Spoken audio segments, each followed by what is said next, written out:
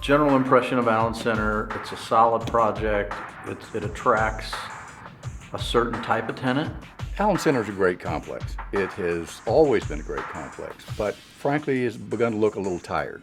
It's a very functional complex. It's kind of a middle of the road to kind of A- building. And I think that users are generally interested in the price point, the location downtown. It's always benefited from its location on the west side of downtown because it's easy in and easy out for so many people who work there.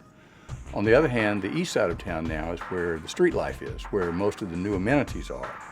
And that puts Allen Center at a disadvantage that is relatively new. Most recent tenant I toured was a big law firm downtown that ultimately went to a new building. They were very much about image, and the buildings, it didn't fit the image profile for them. It still lags, I think, the market from a pricing perspective. I think it's priced around $25 a foot, whereas comparative properties are inching closer to $30 a foot. I'm not sure why that is, but I think there are a variety of things that could be done or that need to be done to improve its image. Where you're struggling is the lobbies. And it just shows its age. It was built in a certain era, as most of downtown was.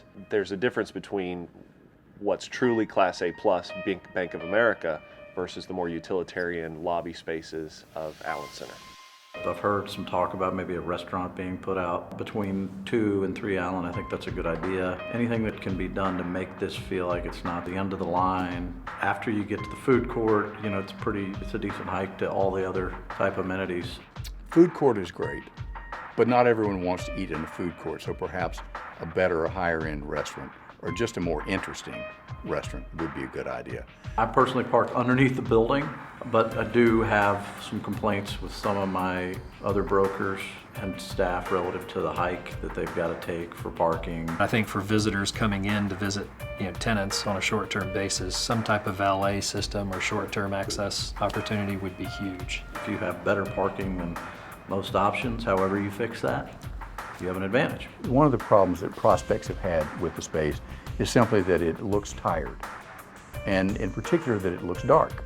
Get rid of the old tired mini blinds, put in a new ceiling and lights, paint everything white, get rid of the old carpet, that sort of thing. Don't call it a complex, call it a community, call it a place to give it a positive sense of destination. It could be very similar to a brand new building. That remains to be seen in terms of proof as the redevelopment takes place. To separate yourself from the crowd in that A space, which is the most competitive space in downtown Houston and some of the most competitive space in the entire city, you need to step up your game. And I think that's mostly, again, making it more of what it already is rather than trying to make it something different.